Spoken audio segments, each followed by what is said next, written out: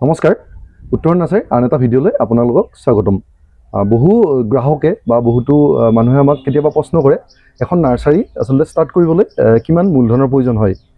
তেতিয়া আমি কথাটোৰ উত্তৰটো ইমান সহজে দিবলৈ সক্ষম নহওঁ, কিন্তু এটা উদাহৰণ আমি আজি আমাৰ হাতত আছে, সেইকাৰণে উদাহৰণ এটা দিবলৈ আৰম্ভ কৰিছোঁ।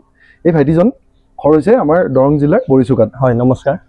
প্ৰথম আমাৰ নাৰ্চাৰীৰ পৰা কেনেকুৱাকৈ মাল নিছিলে আজি 4 বছৰ আগত, এই 4 বছৰ আগত এই নাৰ্চাৰীৰ পৰা মাল নি কেনেকুৱাকৈ কিমান মূলধনেৰে নাৰ্চাৰীখন কৰি আজি এটা পৰ্যায়ত নাৰ্চাৰী কৰি আছে। এতিয়া এটা পৰ্যায়ত নাৰ্চাৰীখন চলি আছে আৰু নাৰ্চাৰী দি তেওঁ ভাল কাম কৰি আছে। গতিকে আমি তেওঁৰ লগত অকণমান সেই প্ৰশ্নটোৰ উত্তৰটো তেওঁৰ পৰাই অকণমান জানিব বিচাৰিছোঁ।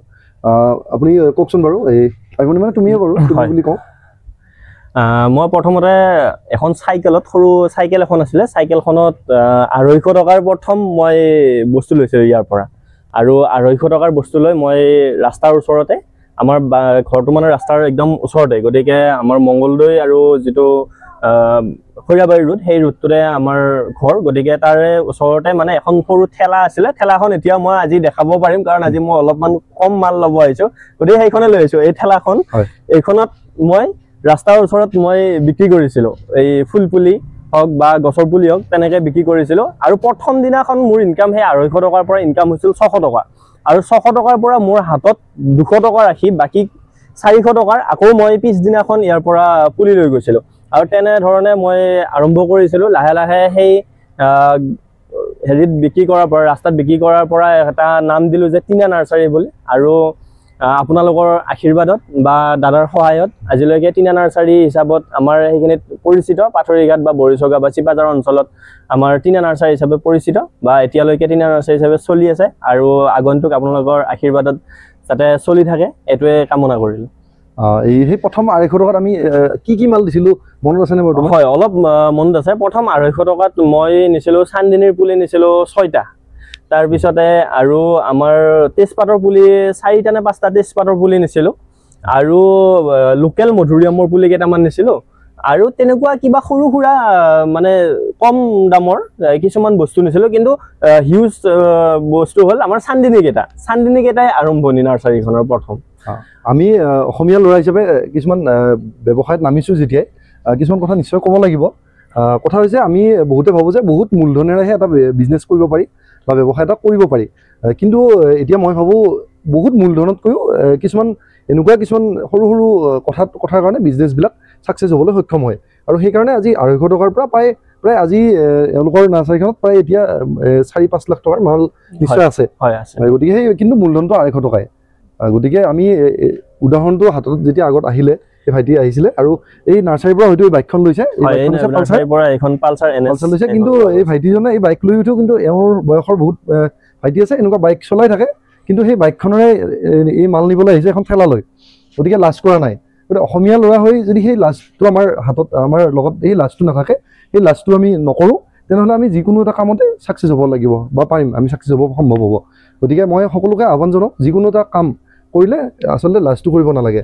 কেতিয়াবা নিজে কাম কৰিব লাগিব, কেতিয়াবা কৰ্মচাৰী লগাব লাগিব, কিন্তু নিজে লগত নালাগিলে একো বিজনেছো আৰম্ভ কৰিব নোৱাৰি আৰু বিজনেছটো কেতিয়াও ছাষ্টেইন কৰিব নোৱাৰি, মানে গ্ৰ' কৰিব নোৱাৰি।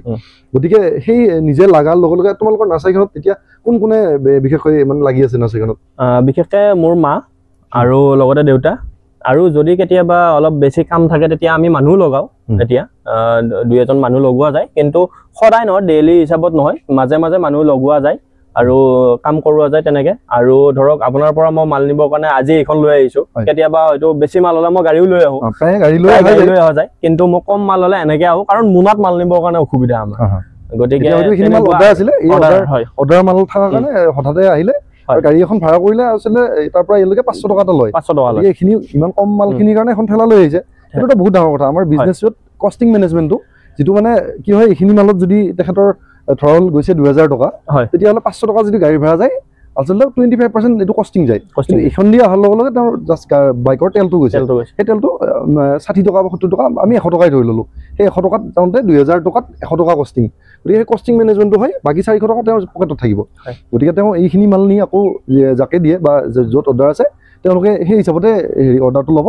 কিন্তু তেওঁৰ লাভ হ'ব যে গাড়ীখন নানাৰ ফলত তেওঁৰ সেই কষ্টিং মেনেজমেণ্টটো হয় হয়। গতিকে আমি সকলো অসমীয়া ল'ৰা ছোৱালীকে আমি লাষ্ট সামৰি কিছুমান এনেকুৱা ধৰণৰ বিজনেছত আহিবলৈ আমি আহ্বান জনাইছোঁ অকল নাৰ্চাৰী বিজনেছে নহয় আজিকালি বহুত ছেক্টৰত বহুত ভাল ভাল কাম হৈ আছে আমি কেতিয়াবা চেষ্টা কৰিম কিছুমান এনেকুৱা ভাল কাম দেখাবলৈ আমাৰ অসমীয়া ল'ৰাই যিবিলাক কাম কৰিবলৈ আৰম্ভ কৰিছে গতিকে আমি পথাৰ আমাৰ বজাৰ আমাৰ এনেকুৱা শ্লোগান নহয় আমি কৰ্মৰাও কিছুমান কাম কৰিবলৈ চেষ্টা কৰিব লাগিব